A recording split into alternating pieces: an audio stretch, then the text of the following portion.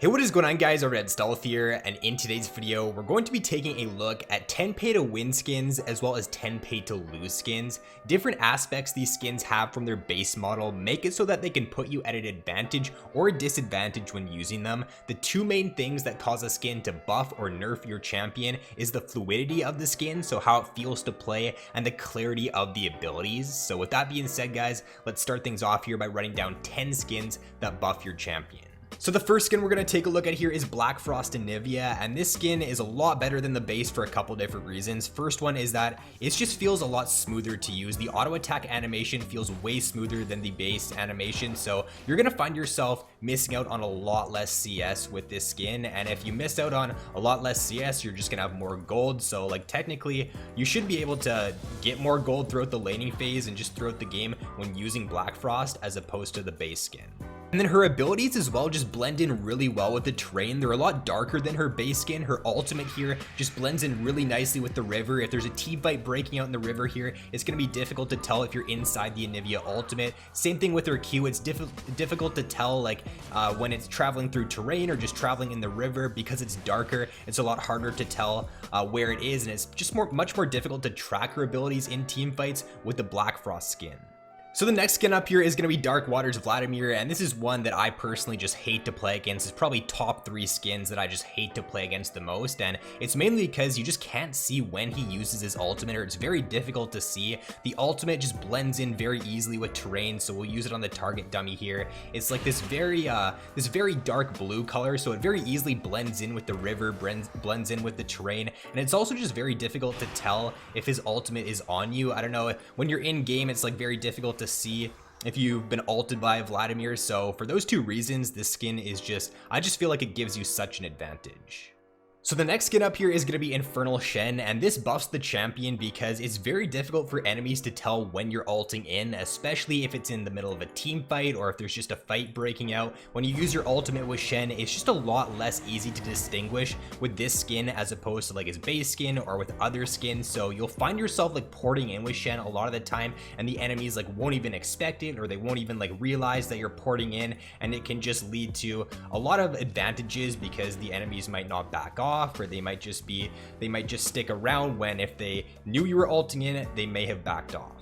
So the next one up here is going to be Elderwood Bard, and the Q particle on this skin is a lot narrower than any of his other skins. It's just very narrow. It's very difficult to tell like whether or not you're going to get hit by it, so it can lead to you like hitting Qs to where the enemy might have flashed, or they might have been able to dodge if they had a better idea of the Q hitbox. So as you can see here, like if you use your Q, if the scuttle crab gets out of the way, if you use your Q to like the side of the dummy here, looks like it might end up missing, but it ends up hitting because the hitbox is actually wider than what the particle shows.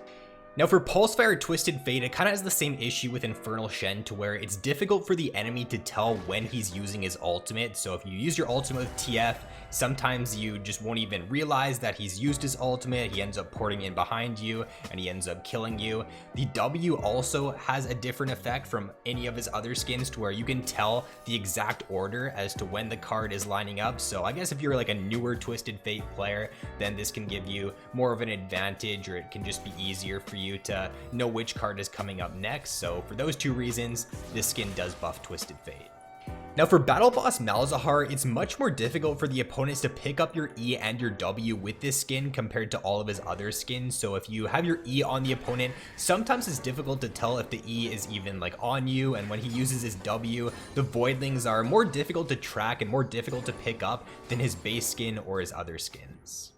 And then for the Battle Academia Jayce skin, this one just feels a lot smoother to use than any of his other skins in the game. It feels like your mechanics are always going to be better when using this skin. The auto attack animation is just really crisp, and all of his abilities like his QE combo, it just feels a lot better to use than on his other skins. So like the Dark Waters Vlad skin, this one here, Arclight Varus, is just one of my personal least favorite skins to play against in the game, because Varus ultimate with this skin is so difficult to pick up in the middle of a team fight, especially if you're fighting like in the jungle or near terrain, because his ultimate it's just very difficult to see. If you notice here when I'm using it, like if you use it through terrain and stuff, like it's just much more difficult to pick up than like a lot of his other skins or than his base skin.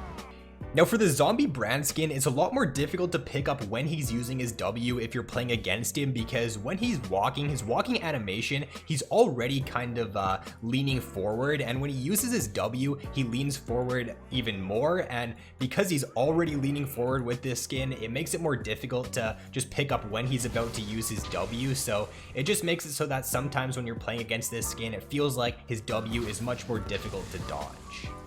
And then for Arctic Ops Gragas, you get an advantage when using this skin because his Q and his ultimate both blend into terrain pretty well, especially his ultimate, and it can be very difficult to track, like especially in a team fight compared to on his base skin and his other skins. Like if you use it through terrain, it can be very difficult to pick up sometimes, and same thing with his Q, it can be difficult to track, so you can find yourself like hitting more ultimates if you use this skin, or the enemy might not react to flash away or dash away from it in a team fight because they might not just be able to see it. So now if we move on to 10 skins that nerf your champion, the first one up here is going to be Arcanist Kog'maw. So this is one of Kog'Maw's newest skins, or it is his newest skin, and if you're playing AP Kog'Maw especially, you don't really want to use this skin because it's very easy for the enemies to pick up on your ultimate. It's a bright blue particle, and if you compare this to his base skin, it's a green particle, to where it's a lot more difficult for the enemies to pick up. Green is just a much better color for an ability because it blends in with terrain a lot better, so if you want the enemies to dodge out on your ultimate a lot less, then it's probably not the best idea to use this skin. And then same thing kind of goes for Battlecast Kog'maw. It's a lot easier to pick up his ultimate, and you can see basically exactly where it's going to land because it has like an indicator as to the hitbox on it, so it's just much easier to pick up the hitbox on this skin than it is on his base skin.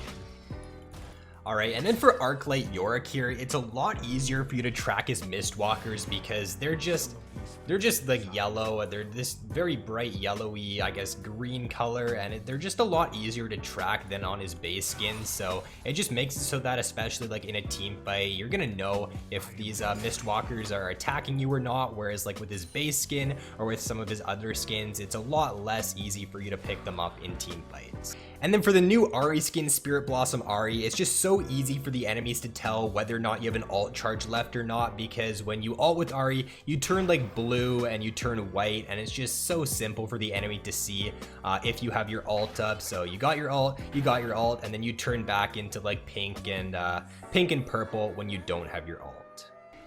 And then for the Omega Squad Veigar skin, this is kind of similar to like the Battlecast Kog'Maw skin in the sense that it has this indicator that shows like exactly where your W is going to hit. So you use it and it shows the complete radius of the spell, so you're gonna know 100% if you're inside his W or not, whereas with a lot of his other skins, you don't have this like exact outline of where the spell is going to hit. So next one up here is going to be Arcade Caitlyn, and this one nerfs her because it's just so easy for the enemies to tell where your W is. Her W with this skin is like a cherry, and it's like bright red, it's got some pink, it's got some teal as well, so like especially in a team fight, it's going to be way easier for the enemies to pick up your trap if you're using this skin, as opposed to like her base skin is very difficult to pick up, and pretty much all of her other skins are also a lot more difficult to pick up than Arcade Caitlyn. So another Omega Squad skin that nerfs the champion is Omega Squad Teemo. The skin just is pretty clunky to use. The auto attack animation especially just feels really bad. It's just very slow, very clunky, so during the laning phase it's just more difficult to CS with this skin. And then also the Q animation is just much easier to pick up with this skin compared to his base or any of his others.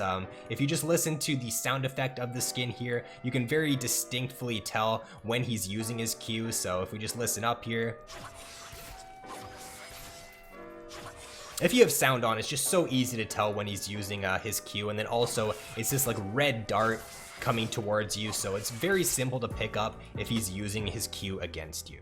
And then for the newest Karthus skin, Infernal Karthus, it's a really nice skin, but unfortunately like his Q is just bright orange, right? It's so much easier to pick up than any of his other skins in the game. It's so easy to tell like if he's trying to use his Q on you. All of his other skins and like his skin or his Q on his base skin is just a lot more, it's a lot darker, so it's a lot more difficult to pick up, like especially in a team fight. And when you're in the river here, his Q is like a very similar color to the river when he's using his base skin, but with the Infernal skin, it's just very, very easy to pick up. And then for Star Guardian Lux, the Q and the ultimate with this skin are just so easily distinguishable. It's just so easy for you to tell when the Q is coming towards you, so you can dodge it, or so you can flash away from it. So the Q here, it's just this very bright pinky red color, very easy to see coming towards you. And then for the ultimate here, it's also just this bright pink red, so it's super easy for you to just pick up on those spells throughout the game. And then lastly here, guys, the final skin that nerfs your champion to round out the video is going to be Project Vayne. So it's just much easier for the enemies to tell when you're using your Condemn if you're using this skin than with the base skin on Vayne, because what happens when you Condemn with Project Vayne is you jump up in the air, and it just gives the enemies that little bit more time to react if they have to like cleanse or QSS your Condemn. So as you can see here, when she uses her E, she jumps up in the air, whereas with the base skin, she does not do that. Alright, so that's gonna be it, guys. That's gonna be all for the video. Those are 10 skins that buff your champion and 10 skins that nerf your champion. Now, these aren't the only skins in the game that give yourself an advantage or a disadvantage, so if there's other ones that I missed that you guys think maybe should have been in this video, or I could possibly make a part 2 to this video down the line, then let me know down in the comments below. But with that being said, guys, thanks for watching. If you enjoyed, drop a like, subscribe if you haven't already, and I'll see you guys in my next video.